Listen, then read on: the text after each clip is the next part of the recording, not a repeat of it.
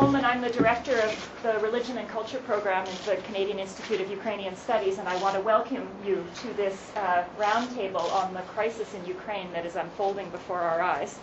I would like to start by introducing the director of our institute, Dr. Volodymyr Kravchenko, who would like to say a few words about the broader situation and to welcome you. No, just about the institute. Thank you very pardon much. me. And we're going to leave the door open because Yeah. it's lunchtime and people may be wanting to come and go. I'm Volodymyr Kravchenko, director of the Canadian Institute of Ukrainian Studies. This is another event in our activities.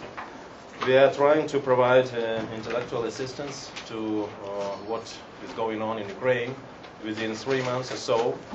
And I would like to say that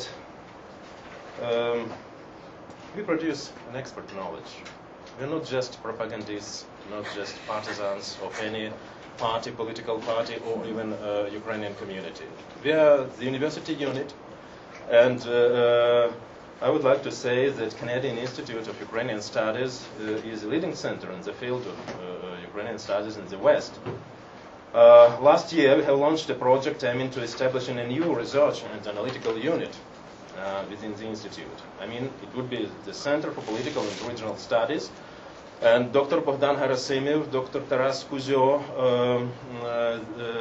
they joined the team, and they are very active enough to explain and to help to understand, as I said, what's going on in Ukraine.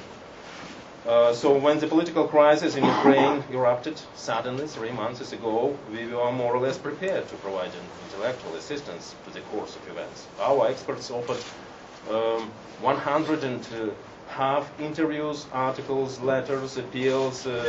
Please see our press releases, our YouTube page, and our Facebook page. And let me inform you that could I? This is the next event scheduled for the 12th of March. One of the leading experts in Ukrainian-Russian economic relations, Dr. Margarita Balmaseda, is going to present her view on the politics of energy dependency. And maybe, I don't know for sure, but maybe it would be possible for us to organize another round table, because the whole situation in Ukraine is changing rapidly. It's a dynamic process, and no one can predict what will happen tomorrow, God forbid. Thank you. Thank you. So this was arranged quickly in the face of a crisis, and so we see this as an opportunity really for having a rather free-flowing discussion. We will start with some short presentations by members of the panel, and then we hope to open it up to discussion and questions. I think I'll ask people to hold their questions until we've heard from our speakers, and then we can have a good back and forth discussion about what we know and what we don't know.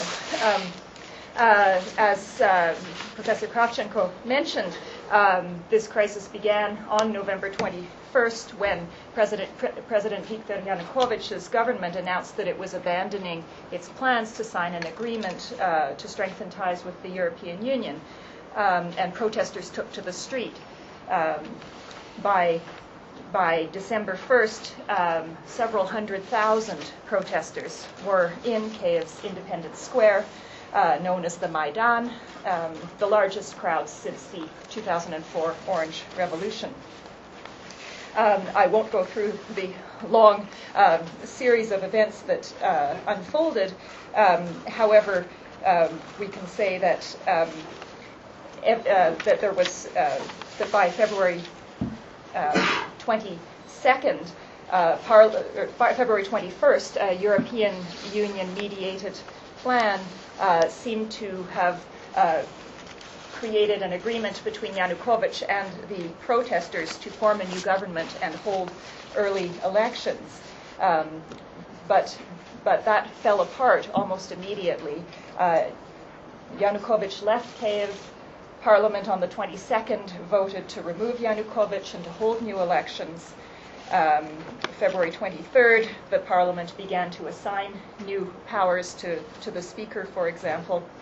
And pro-Russia demonstrators began to rally in Crimea, where Russia has a major naval base. On Saturday morning, we all woke up to the news that Russian troops seemed to be taking over in Crimea.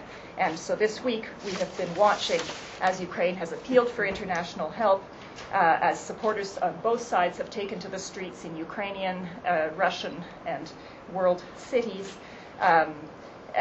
Today, U.S. Secretary of State John Kerry has met with Russian Foreign Minister Sergei Lavrov, and separately with British Foreign Secretary William Hague and Ukrainian Foreign Minister Andriy Deshitsa in Paris. And so this crisis is unfolding as we speak. There are many questions, many issues of interpretation on the short term and on the long term.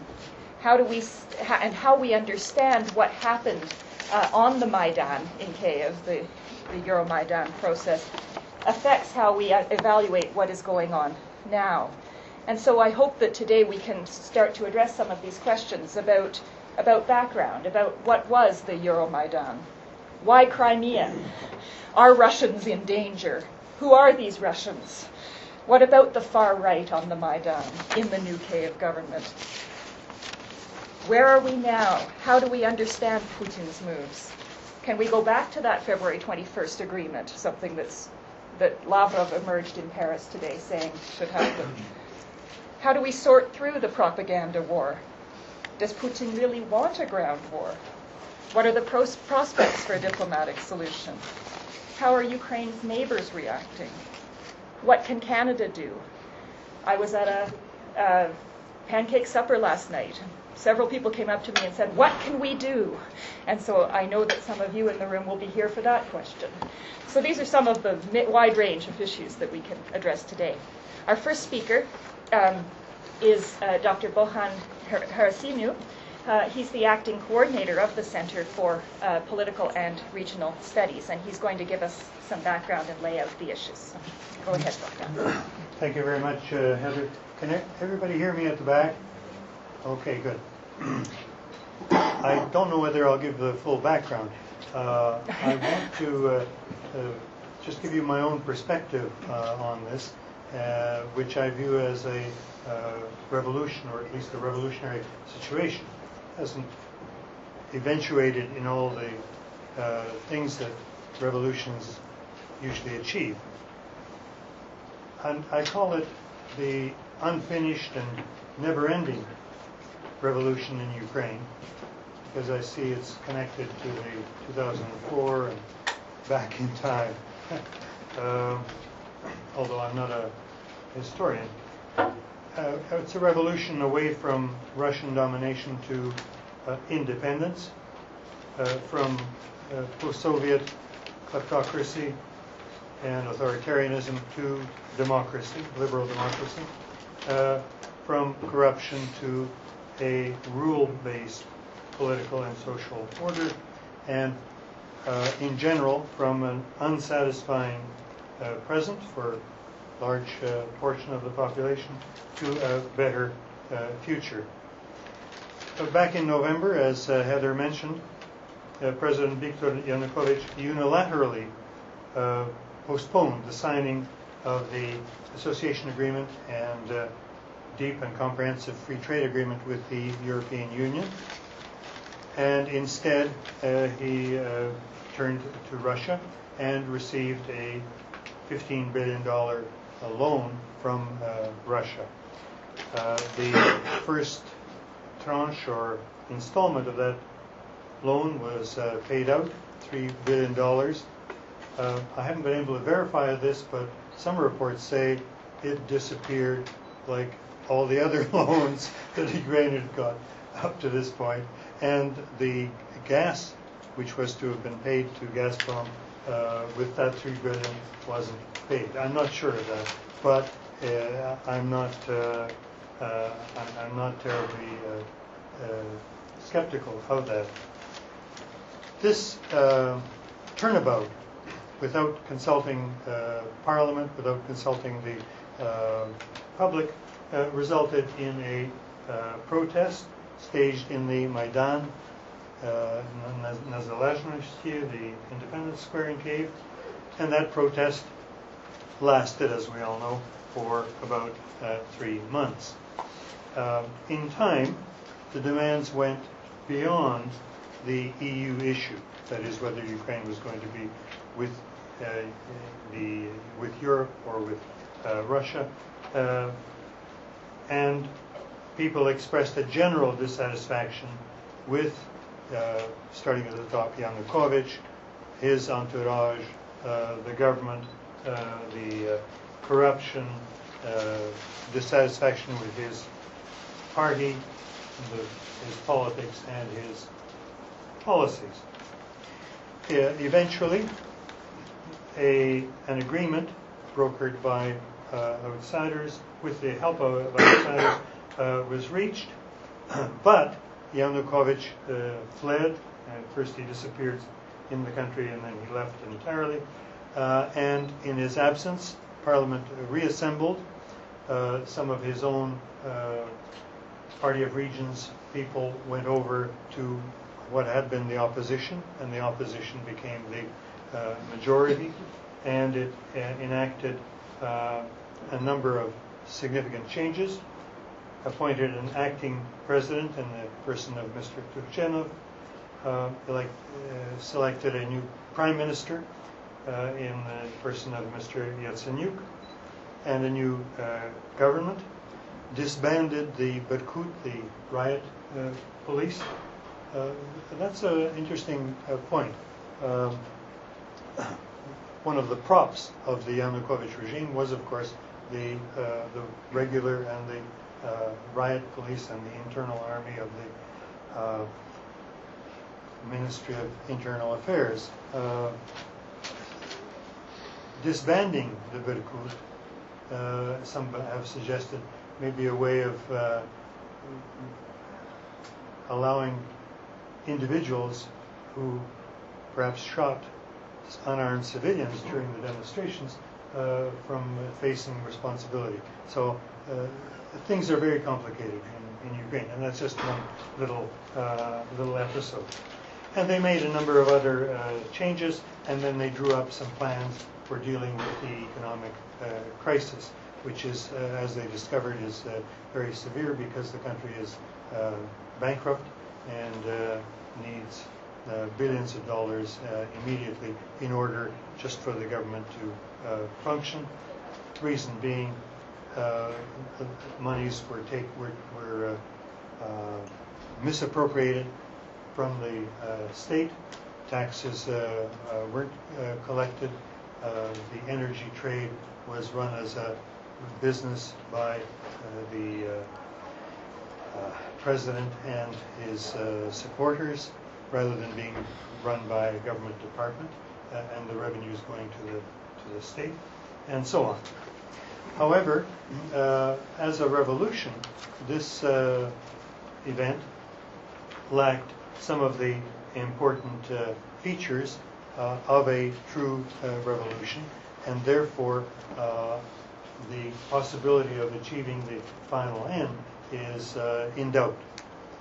And I have in mind primarily that it had no ideology, that it had no recipe for describing what the problem is now and how to get to the future. In all those 3 months, nobody emerged as a kind of intellectual leader and synthesizer of all these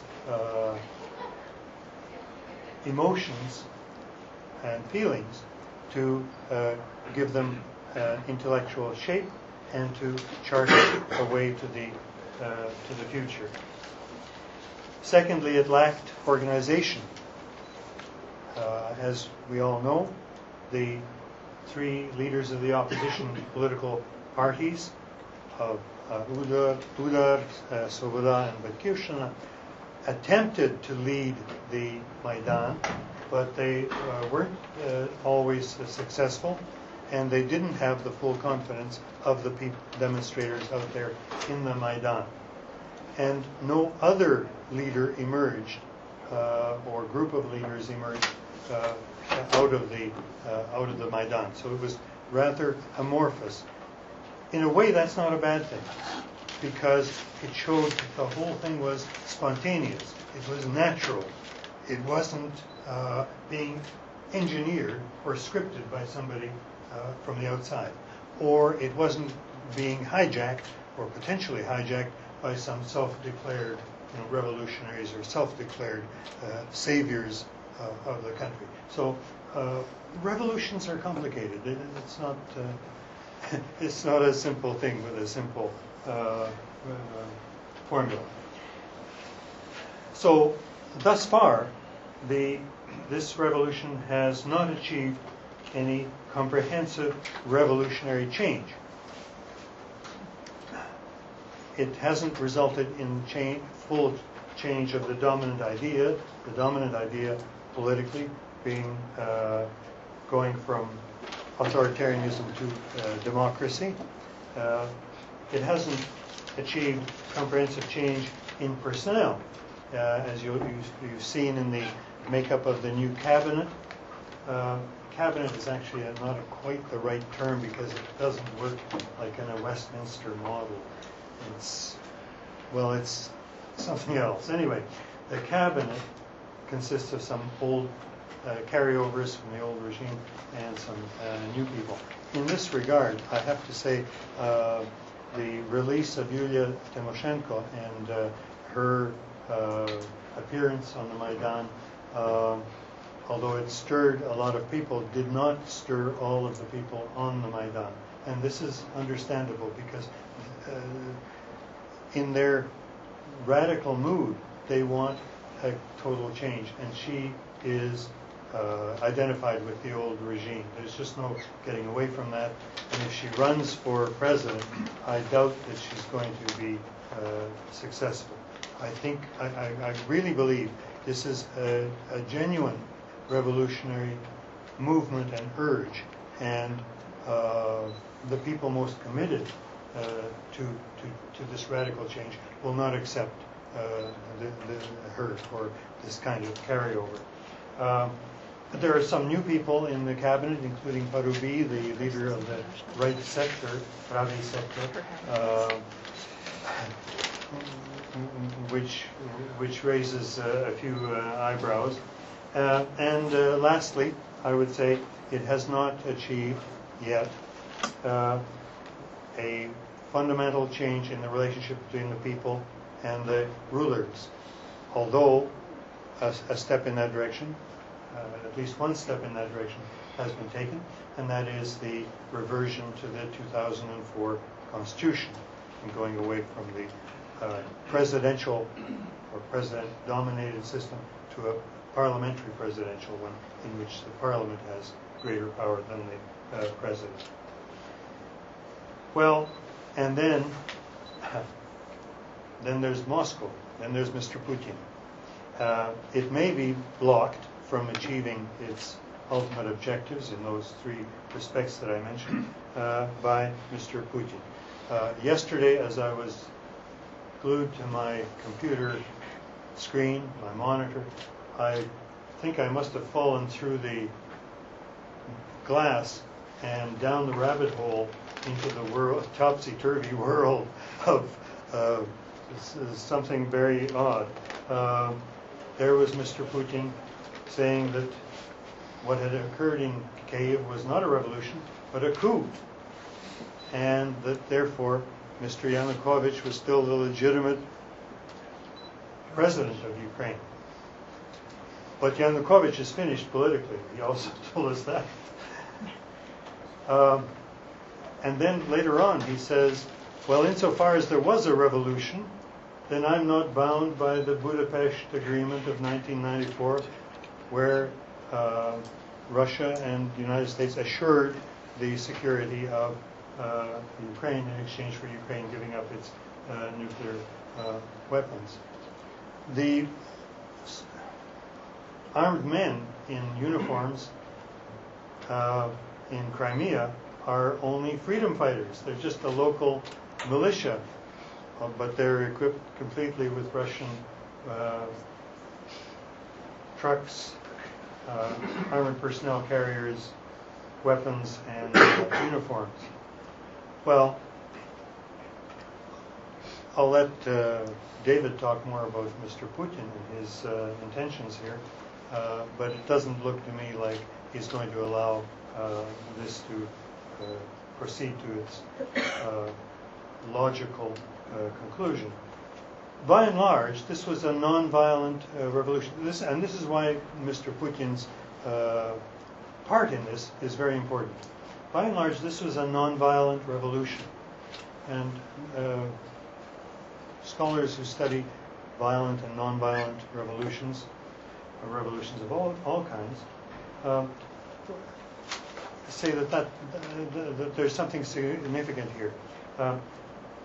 Except for the radical assault on the police at one point there, and also the snipers firing on the unarmed civilians and causing nearly 100 casualties. Apart from that, it was a non-violent revolution, and people stood there for 3 months. This is really remarkable. However, the important point is that a non-violent revolution, as compared to a violent revolution, depends much more on international permission or sanctions. And here you have a neighbor right next door who is not going to allow a democratic revolution in Ukraine. So we must, alas, say goodbye for now to the dream of an independent Ukraine, because Vladimir Putin will have none of it. Democracy equals chaos, as far as he's concerned, and his intrusion into Ukraine through the Crimea has now thrown international politics into chaos, because it seems as though there's nothing anybody can do about it. Thank you. Thank you, Bohdan. So our next speaker is Professor David Marples. He's the director of the Stasiuk program for the study of contemporary Ukraine. And as Bohdan mentioned, he's going to take us a little bit into the mind of Vladimir Putin.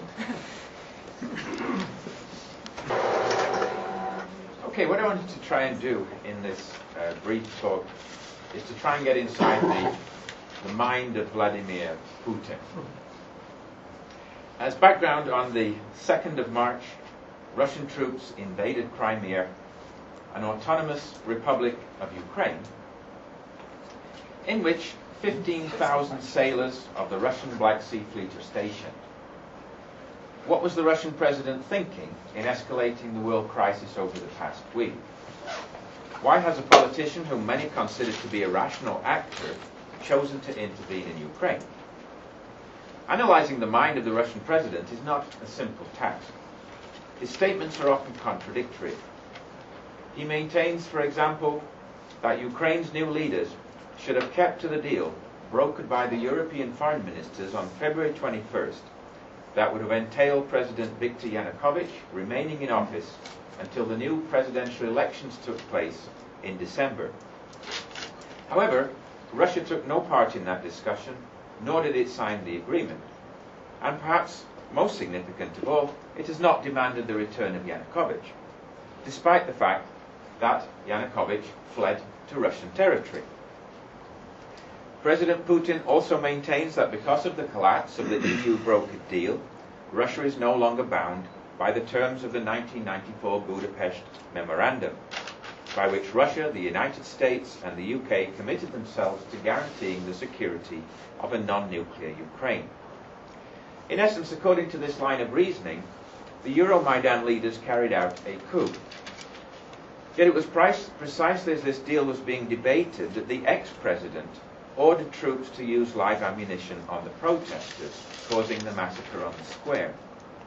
Consequently, Yanukovych lost his majority support in the parliament, as many of his region's party MPs deserted to the opposition, and he then simply fled the scene.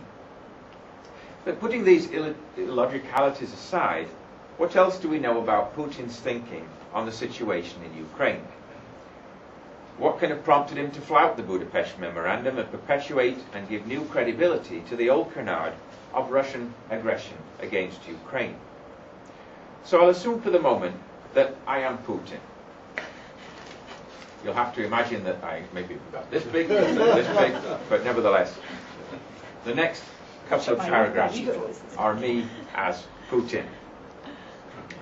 The Western powers refused to accept Yanukovych's decision not to sign the association agreement with the European Union last November in Vilnius. That decision came after my meeting with the Ukrainian president in Moscow on November the 9th. Thus, they financed and openly supported a mass protest in the streets of Kiev, during which violent protesters, organized by Western Ukrainian nationalist extremists, set afire their own police using Molotov cocktails. As evidence of US involvement, one can cite the following. John Kerry and Victoria Nuland, the Secretary of State of the United States and Assistant Secretary, were overheard in a phone conversation choosing the next government of Ukraine. And Senator John McCain appeared in the Maidan, standing outrageously alongside the Svoboda leader Oleg Tyanibok, a man whom even Yushchenko had thrown out of our Ukraine over a decade ago for his racist views on Russians and Jews. I'm still Putin, by the way.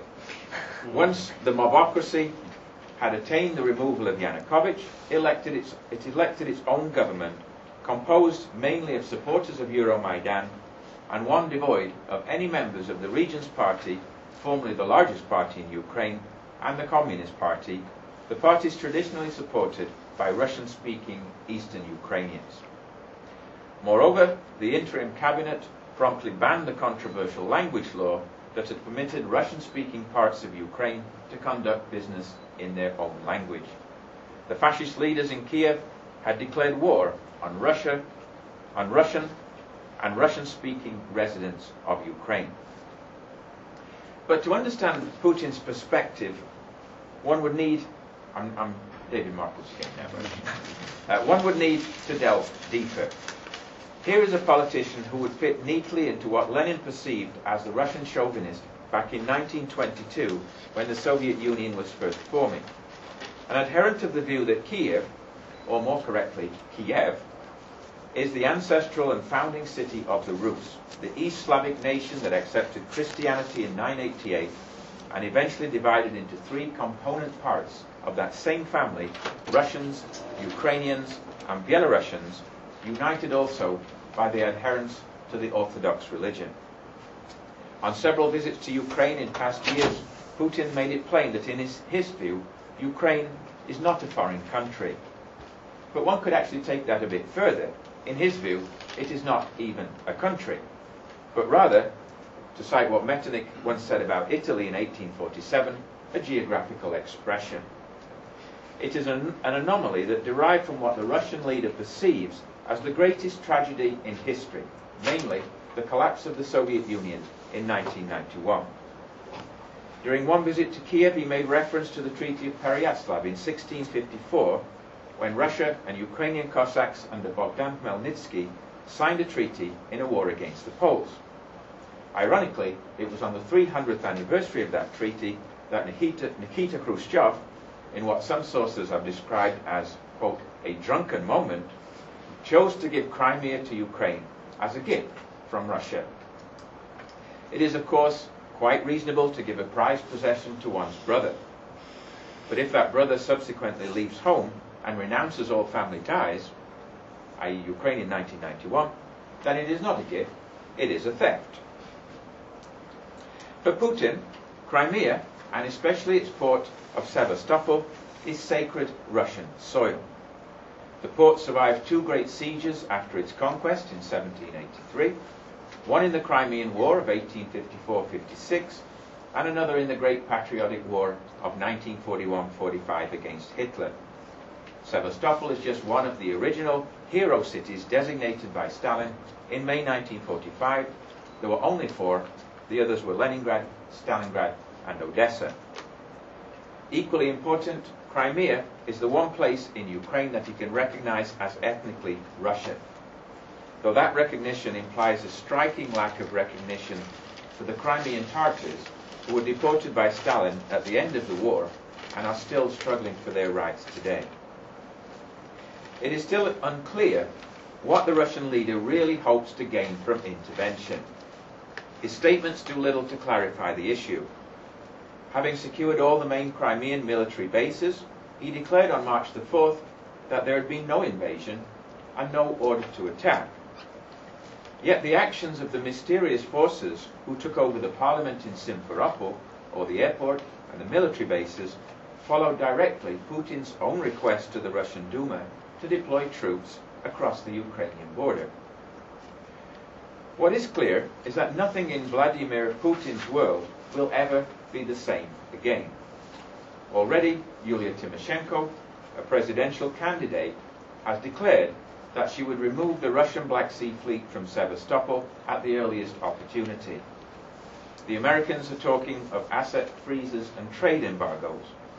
The EU is currently discussing the crisis. And even the Germans, who are most reluctant to sever ties with their important trading partner, may be wavering.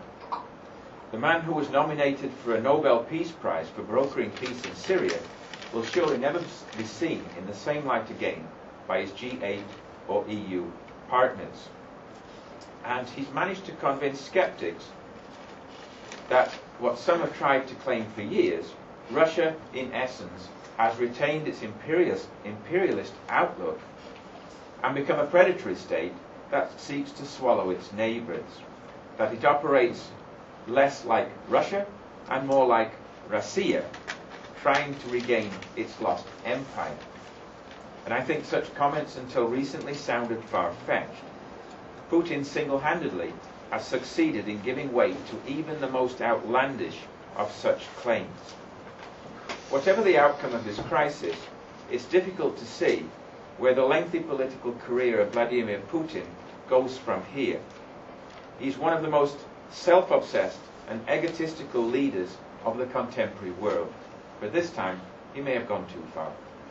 Thank you. Our final person who will be giving us his perspectives before we open up for our freer discussion is Yars Balan, who directs the Kule Center for Canadian-Ukrainian Studies at the CIUS. Yars. I also chair the Canada-Ukraine Committee for the Ukrainian-Canadian Congress, which means that over the last few years I've learned a lot about diplomacy, because we deal with foreign affairs, with immigration, with CETA, and ambassadors and people of that ilk, foreign affairs ministers. So I've gotten an education in diplo-speak and those sorts of things that I didn't ever anticipate having. But I'm in front of a crowd today where I don't have to be particularly diplomatic, so I'm not going to be diplomatic. First of all, I would like to argue that we're talking about what's happened in the Maidan in the last few months in Ukraine. I would suggest that a state of war was declared by Russia already a number of years ago, starting with the Orange Revolution, which President Putin had blow up in his face. He had orchestrated, with lots of Russian capital and influence, whatever, to steal an election and to install Viktor Yanukovych as the president of Ukraine. And all of that backfired, and I think it was a very, very painful and humiliating defeat for President Putin, and from that time he began plotting his revenge. And what we are seeing now is the full fury of that revenge. Let's also remember that as soon as the Orange government took power, President Yushchenko and Ms. Tymoshenko, he declared economic war on Ukraine. He did everything, propaganda war to isolate Ukraine internationally. So already the old canards about fascism and anti-Semitism and all of this stuff started coming up. I'm not sure when RT was established. Russia Today. Does anybody here happen to know the? What's that? Last year.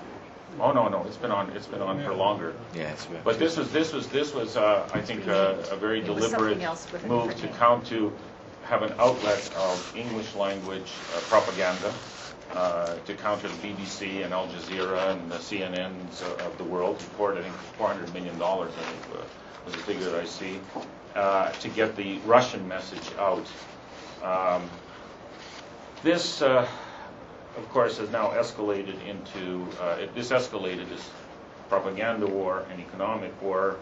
I said it started with the gas, and then, of course, the trade embargoes that they started placing on targeted Ukrainian goods, then escalated into political warfare that played itself out on the Maidan. Now, with the Yanukovych government that was democratically elected in 2010, I was there as an observer. The elections were more or less free or fair within the ballpark. And of course, this is being used as an argument to say that these revolutionaries have overthrown a democratically elected government. But let us remember that Adolf Hitler was also democratically elected. And we know where Germany ended up. And I think that people in Ukraine were watching with great concern developments in the Yanukovych government as he began establishing an authoritarian regime. And that then brought things into a conflict situation on the Maidan. Although they're working on it, it hasn't been proven yet with documents, but I think that that'll be coming out in a short time. There was definitely Moscow's hand involved in directing events in Ukraine through people they had on the ground. Let's remember that President Yanukovych appointed a number of Russian citizens into key ministries in Ukraine. I mean, this was like open subversion. It was already taking over the government of Ukraine long before the negotiations with the European Accession Agreement broke down or anything like that. You also had money going into pro-Russian groups, Russian nationalist groups in Ukraine, throughout the Orange Revolution period. These are continuing as we speak. I mean, there's obvious evidence now that the media has gathered that citizens of Russia are actually coming into Ukraine and taking part in these pro-Russian demonstrations, spearheading them in some cases. We've now reached a situation where we have outright military aggression in Crimea. We have a campaign of psychological warfare that's going on. These troop movements, the threats from Russian officials, from Russian media people, all of this to shake Ukraine, keep shaking Ukraine, keep destabilizing Ukraine. So I don't think that, talking about that sort of things escalated in Crimea is really, you have to go a lot further back. And we also have to remember Putin's already had a couple of wars. The first war was the Chechen War, which he restarted, and which there's evidence that FSB arranged these so-called terrorist attacks to provide a pretext for it, where he was able then to go in and brutally put down the Chechens and install a dictator that would be pro-Moscow. And then we've had the evidence of the Georgian War. So my concern right now is that there's some sort of feeling, well, maybe, Putin will come to his senses and will relax a bit or whatever. I think they've gone far enough down the road that he needs to show something to the Russian public and to the international community. He's got to get something out of this. Crimea right now looks like it's the first start. He wants to keep Ukraine destabilized so he can manipulate it. I want to say now, just turn my attention to a little bit about Canada, a Canadian perspective on what's going on in Ukraine, thanks to my involvement in the Ukrainian-Canadian Congress. We get lots of queries from people around the country. What can we do? What can we do? What can we do? And I can tell you one thing, that the organized part of the community, represented by the Congress, has been doing a lot. We have, over the years, developed very, very good contact with Canadian government officials, both civil servants in the ministries that deal with Ukraine, also not only with the government, with the opposition parties. As a Canadian, I can say that I feel a great sense of pride that how well informed Canadian political elites are about the situation in Ukraine, how concerned many of the members of Parliament. It's amazing how many have traveled to Ukraine as election observers on various missions. They know it, and I'll just give you one example of how impressive it is that James Sher, who's with Chatham House in London, and who we had here as one of our lecturers about a year and a half ago, spoke before the Foreign Affairs Committee of Parliament. And he, after his talk, he was telling me, he says, I've appeared before the House of Commons, the Senate, or the House of Lords, House of Commons, Foreign Affairs committees in Britain, the American Senate committees and congressional committees. He says, I've never seen politicians, because from the questions they were asking in the discussion, he says, I've never seen politicians so well informed about Ukraine.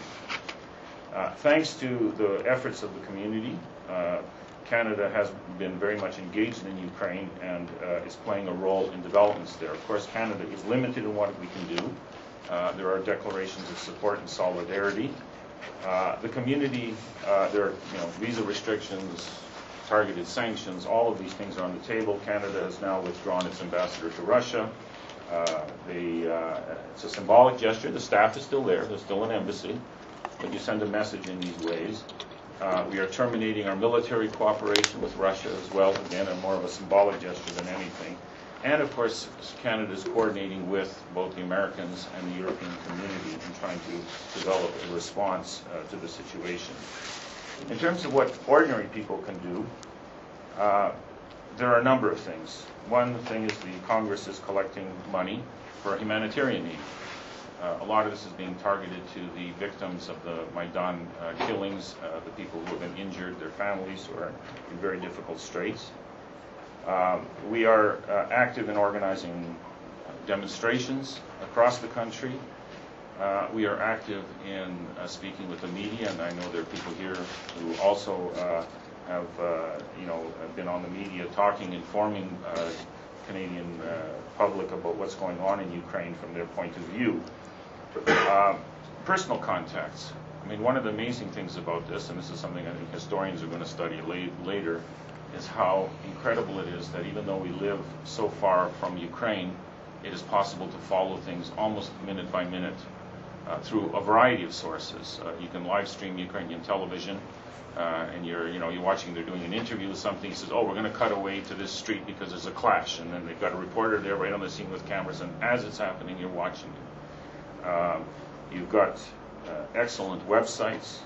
You've got you can talk to people on Skype. I've been doing that. I mean, I called one day to a friend, and I said, "Where are you?" He says, "Well, I'm in a room off the Maidan, trying to crash." And he showed up to put the computer up. There's several hundred people in an auditorium, sleeping on the floor, getting a few hours sleep before going back out for the demonstrations. Emails. We're very fortunate that there are people nowadays. It's possible, just from my vantage point, I just sit at home and I get floods of stuff that's collected from Deutsche Welle and from British publications and everything. There are people gathering this thing, putting it together, and sending it out. So you can follow all of these events from a variety of sources on a very, very current basis. So current, in fact, that when I was driving here, I had a dentist appointment. I was thinking, geez, I wonder what's happened in the last hour, because that's how quickly things are. On the whole, I would say that the media response has been good. We live in those of us in the West are used to a free media, so we do have to put up with some people who come out and spout things that are absolute absurdities or whatever, like President Putin. But I think that overall that tremendous progress has been made, that more and more media people are becoming educated, more people, opinion makers, are better informed about the situation in Ukraine.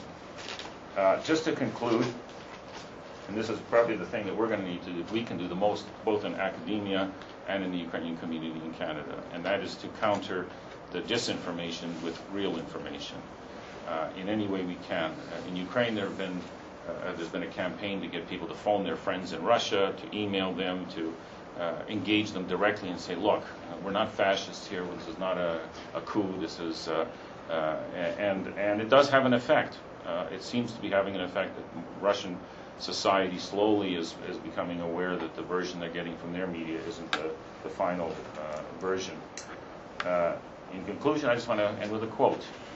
It's a little bit bleak. It's from the Toronto Telegram, an article on 8 May 1933, so during the famine in Ukraine. And a Canadian journalist named Ria Kleiman began a series of articles describing a trip she made through the famine-affected areas of Ukraine and the North Caucasus before she got arrested in Georgia and expelled from the Soviet Union. And she quoted a senior Soviet official, because she was going to, of course, report on the truth, to find out the truth about what's going on. His comment was, truth, does it matter? Is it constructive? that kind of cynical attitude I think, is what we're seeing, unfortunately, from intelligent Russian officials, people like Sergei Lavrov, Churkin. I mean, these are not stupid people. They've got to know somewhere that they're presenting a lie here. But there will be others who will judge their fate, I guess, in the long run. Thank you. Thanks, Yaris. So I think we will, without further ado, open up the floor for comments and questions. People can share views, but if you're sharing a view, please keep it brief so that we get as many voices in the conversation as we can. Same with your questions. Try and keep them brief so that we can hear as many voices as possible. We'll start with the person in the blue sweater and then behind. I don't know who That's you. pointing to me. Oh, okay. We heard, the point of view of Putin. I would like somebody to present the point of view of the Americans. Why are the Americans interested in Ukraine? And I wonder if you could elaborate on the contracts that Chevron, Exxon, and Shell have signed to develop the shale gas and about the gas that is offshore in the Black Sea. You seem to be looking at me. Yeah, because there usually are two sides, and agreements were not made up overnight. These agreements were being formed a long time, 2011. Well, the Americans have been interested in Ukraine ever since Ukraine became independent. And I think, the first early period of Ukraine, the Americans were most concerned about the presence of nuclear weapons on Ukrainian territory. And it took about 3 years before they were finally removed. And then... Volume is just loud. That fan is loud. Oh, okay. Try as loud as you can. Yeah, and then Ukraine was opened up for more trading opportunities. A lot of Ukraine's trade today is with the European Union, some with the United States, and the development of shale gas, which is a very controversial project, as you know. The Americans are also, I mentioned Putin talking about conversations. These weren't made up; these did exist. The United States has been taking part in this in a very active way, just as it did during the Orange Revolution as well. So there are, in fact, different sides to look at, and I think we should see that. And I think, one thing about the Russian side is that the government that was formed after the Maidan doesn't yet represent all parts of Ukraine. It represents some more than others. There are no communists, there are no former Regions Party members in this interim government. Therefore, if there's to be a cabinet that represents all of Ukraine, this is not it. And David, can't the same be said about the region's government formed by Yanukovych? Well, we're not talking about that. Well, I'm saying, but it's the same, it's equivalent, no? Yeah, but the region's government was all formed from Donetsk people, basically. And going back to the Americans... Just remind everybody that there's a loud fan up there, and so okay. it's hard for us to hear you, and probably hard for you to hear us. So. Brzezinski's point of view, and this was laid out in the policy for the American century and so on, but that Ukraine is the door to Russia. And how they would really like to have Ukraine broken up, balkanized, and Russia as well. And I ask people, do you want a one-word power, or do you want a multi-world powers? One world power can be quite dangerous, and that is the thing. I think Ukraine is a pivot point there. Well, I wouldn't argue with that. It's on the border between two great economic and political complexes. And then the question arises, which we haven't discussed, of NATO and whether NATO would get involved in this. Ukraine is not a member of NATO. Most residents of Ukraine do not want to join NATO. But nevertheless, NATO is probably the only force that can in practice stop what the Russians are doing today. The next person, question. Yes. I'd like to, first of all, provide some kind of an answer to this oil and gas question. One commentator on CBC last night said that there's certainly one of the reasons for the Russian intervention in Crimea it's a very strategic location, and that is that there are they would then control the shelf around Crimea, and that has oil and gas there as well.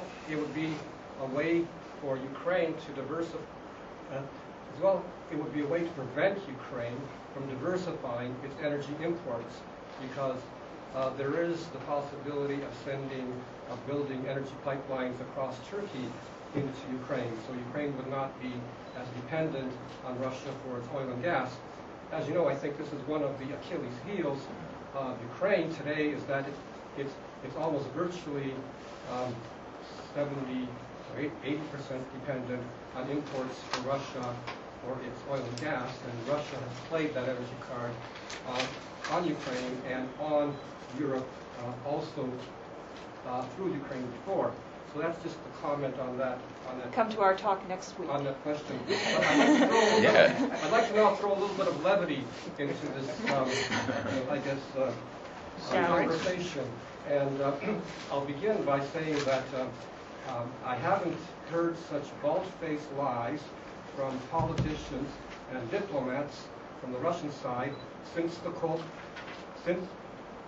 end of the Soviet Union. I mean, this has been terrible. But anyway, getting to the point of bald-faced lies, one of the, I guess, biggest lies is that, of course, Russian troops are not in Crimea, but these are self-defense forces. Well, I saw a joke circulating, from Ukraine. Basically, it goes as follows. There's a United States task force that is being sent into the Black Sea right now, as we speak. And the joke is the following. The U.S. State Department notifies its Russian counterparts, the Foreign Affairs Ministry, that they don't know who this carrier force belongs to, but they believe that it's from the Maidan self-defense organization. But this is another version is that this task force belongs to the Crimean Tatar self-defense organization on Crimea. But anyway, there's certainly not just very, very important geopolitical questions that are being, let's say, thrown up into the air right now, but there are certainly the great powers that seem to be circulating around Ukraine, and the Ukrainian people are really, and the Ukrainian government is really not able to do all that much, even though they would like to. I think if there was a referendum held today, or a free, fair election, and they would be allowed to choose what they would like to do, I think that the majority today, after what has happened, a strong majority would certainly opt for membership in the European Union if that were offered to them. Thank you. Now we have one here and then here. 2 points. The other side of the room can start thinking about questions. Firstly, with respect to Dr. Marples' statement that all regions of Ukraine are not represented, that possibly is by design, because Yanukovych was impeached by a vote of 328 to 0. 371. No, that's the impeachment vote was first. Then the government was approved by a vote of 328 to 1, and Yatsenyuk was approved by a vote of 378 to 1 to be premier. Now, there's a parliament, Rada, of 450 members. The Democrats, the three parties that sort of form the Democratic bloc, had only something like 190 votes. So the fact that the Party of Regions, and for that matter, Udar, Klitschko's Udar, are not representing the government, is probably by design, by Udar and them, to give the Maidan people enough rope to hang themselves, knowing that Ukraine is in such a dire financial crisis that God himself probably couldn't pull them out of it. So I'd like your comments on that. And secondly, is the crux of the issue represented by Lavrov, the foreign minister of Russia's statement today in Paris, in which he's quoted by the New York Times as saying, well, we can't let this government of this coup d'etat to succeed in Kiev because it may set a precedent. In fact, has not the Putin regime, the plutocratic regime of Putin, since the Orange Revolution, been terrified of a repeat of that in Russia, spooked in 2011 and 12 by the demonstrations in Moscow?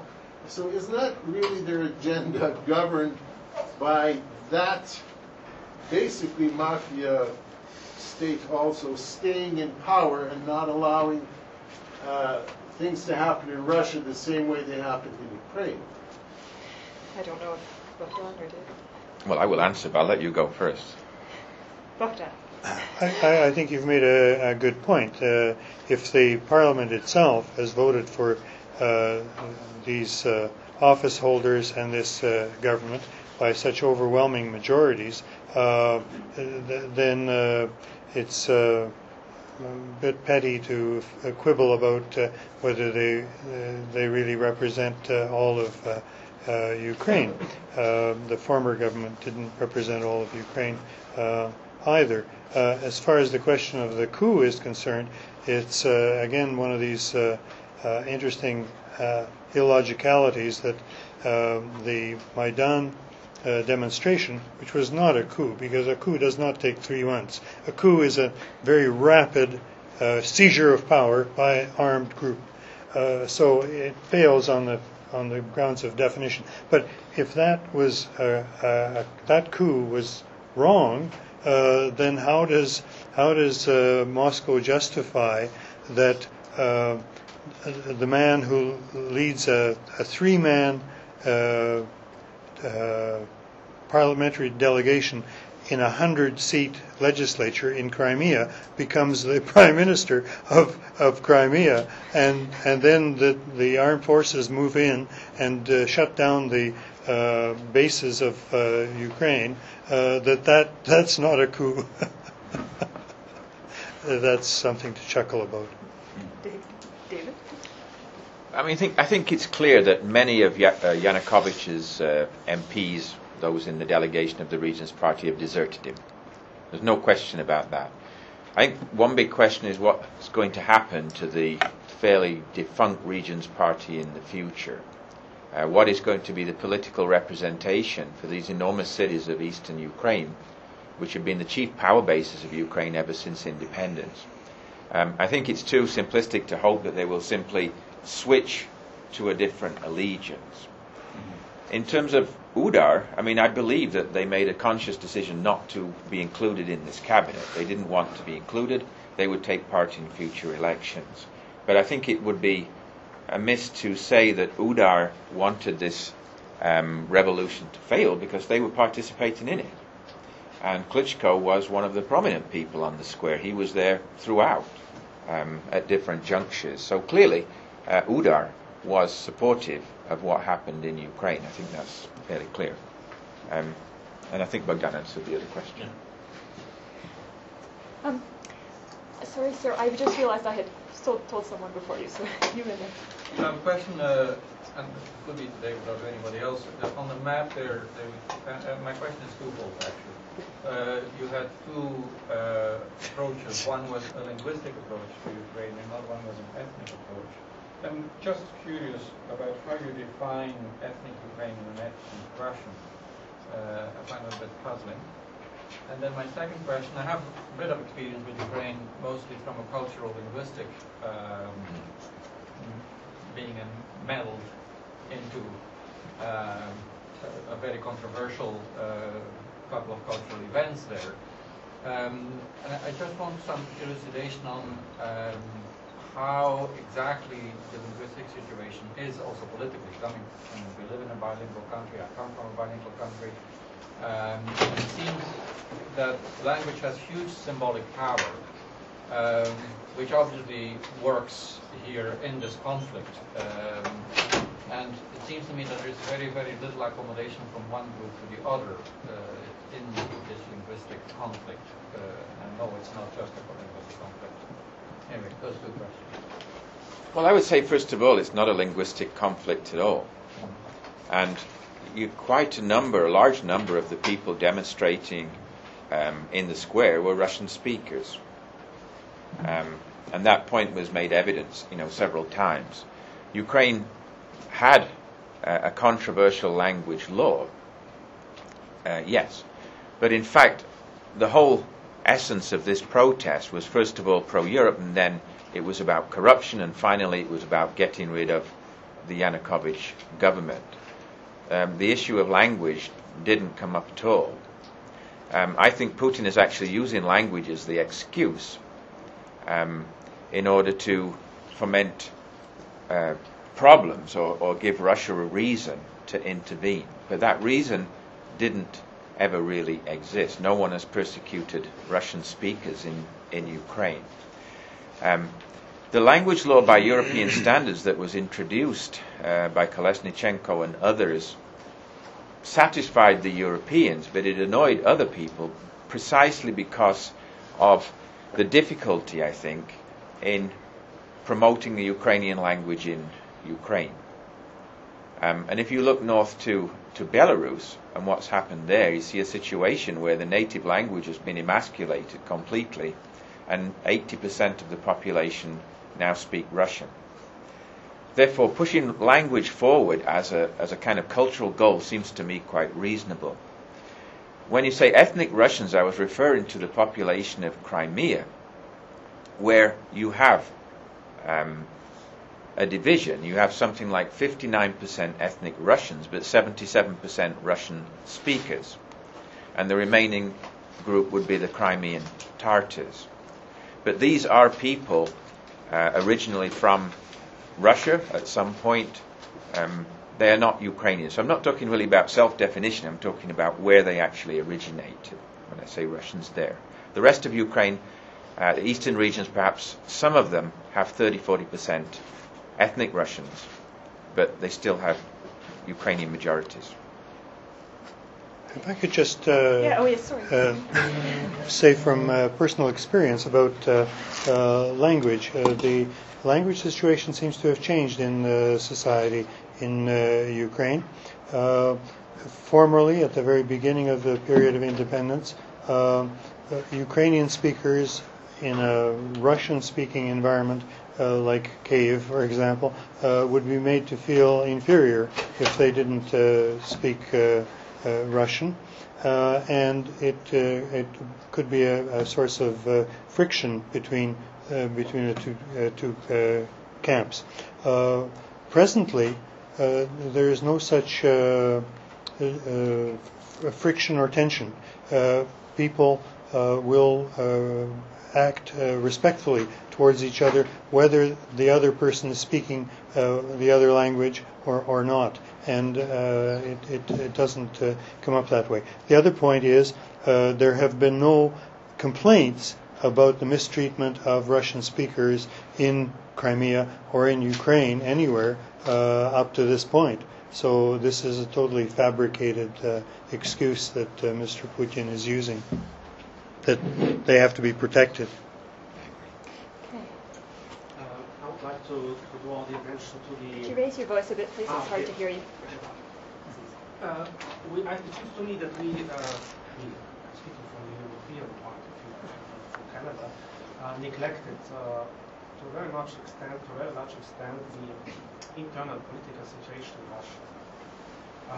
Just to give you an example, as you try to be Putin, this is some kind of double speak which we inherited from Soviet Union life, as the transformation period in Russia was a very short one. It ended up by the end of the 90s and definitely ended by the beginning of Putin's rule there. And it would be very interesting to hear the same speech of Putin not in front of public, but in front of FSB officers where he is from. So there should be quite a different reality being presented. So, and we neglected the constant repression of the Russian people inside, even though it is not said if we have a free election, Putin is going to be elected once again. So this is another different aspect.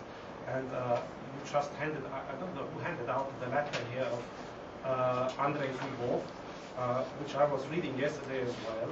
And he is, to my opinion, one of these representatives of a very small civil society part, which is mostly based in Moscow and Petersburg, who tries to speak out, nevertheless, what happens afterwards. And this we should take into account a little bit if we talk about the current situation in Russia as well. And finally, from the point of diplomacy, as you said, I have always the question, how can we talk and how can we deal with such people like Lavrov or Putin, who do not recognize our way of discussing and our way of approaching problems? Because if we have seen yesterday's Putin's press conference in front of some very special elected journalists, he was sitting there and he was declaring that these occupation forces in Crimean area, you can buy all these things everywhere in all sorts of shops around the former Soviet Union. These are by no means official soldiers. And he was laughing. So if I'm a Western diplomat and looking at this face, it's a little bit like spitting in my face, because I don't care about them. So I've taken Crimea, and that's it. And what you are going to do? Finally, you would have the proper means to address me on direct on this. I think that's a great point, and I don't disagree with anything that you've said. I mean, I thought right from the beginning that was the attitude. I will take this. What are you going to do? And the attitude is that first of all, the Europeans will namby-pamby around. They'll issue a protest. They'll threaten trade, but they won't do very much because they get most of their oil and gas from Russia. In particular, the Germans, who used to be good at going to war, have now become the most pacifistic member of the European Union and won't do anything to anger Mr. Putin. He knows this. So I think he's this is his line of thinking, that what are you going to do about it? This is what I've done, and you haven't got the guts to stop me. And how would you stop him anyway? Right? I mean, he's got a big army. He's taken over Crimea. Where is he going to go next? And I frankly admit that I underestimated him. I was not Putin for long enough to anticipate what his next move would have been. It did surprise me, because it didn't seem to me that he would go that far. And David, then how much farther do you think he's going to go? Well, I think he will go farther. I think he ultimately would like to see the dismantlement of the existing Ukrainian state into something that perhaps the Russian speakers will be separate, so you get the southern part of Ukraine, the eastern part of Ukraine, and Crimea in some kind of different formation. It's not just only the Ukrainian matter, what is going on there. If you follow up a little bit the discussion inside Russia, yes, according to the European Union, you are amazed how European Union is depicted there as some kind of all sort of homosexual fascists going around. And this is not an idea of some freaks. This is generally published in Russian mass media. Yeah. So it's true. Directly offending European Union as well, and other states as well. So we try to get how far it can. So let's see what happens. Can I just respond to that?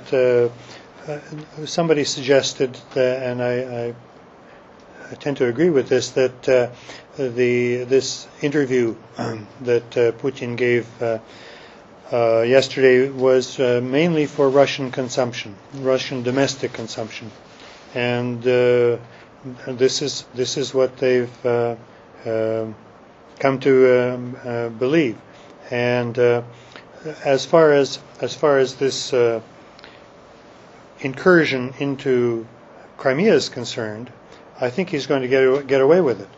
And whatever his strategic aim is, whether it is to actually recapture Crimea and make it part of Russia, or whether it's just to make it a kind of statelet like South Ossetia or Abkhazia, somebody has suggested that he wants to establish a whole ring of these, and he has Transnistria already in Moldova, a kind of ring of these around Ukraine or around the Black Sea to ensure his security. Whatever his strategic aims are, he's going to get away with it. He's thrown out the whole playbook of international relations. It's just out the window. But from the other perspective, if you're Putin again, what you're perceiving is NATO's expansion into Eastern Europe, the collapse of communist regimes in Eastern Europe, the collapse of the Soviet Union, movements by the Baltic states into NATO. In other words, his country's been on the losing side for the last 25 years, and now it's time to take a stand. I'm not saying I agree with it, but I believe that is the sort of thinking that you would find. Yeah, and the Baltic states will be next. I think I saw a question. We just have time for one more question, so perhaps we'll take somebody we haven't heard from. All right, So I just go ahead, have please. a couple comments. I think Louder. Peru B, the way I've heard in the Ukrainian media, is a highly respected Maidan commandant, not an extremist. That's how he's perceived by most of the Maidan. I don't know that he's part of the Pravi sector. Furthermore, about the Maidan itself, it was a mass uprising which probably, or some estimates say, involved some 3 million across Ukraine over time. And what was it? It was an uprising against the criminality of a kleptocracy, kleptocratic administration, right across the board at all levels. And we're in a transitional phase where you have to work with if not the first in commands who've been taken out, then the second or third in commands who were involved in that. But during this transition phase, yes, there's no other alternative other than try to work with the people who know where the levers of power are and how to use them.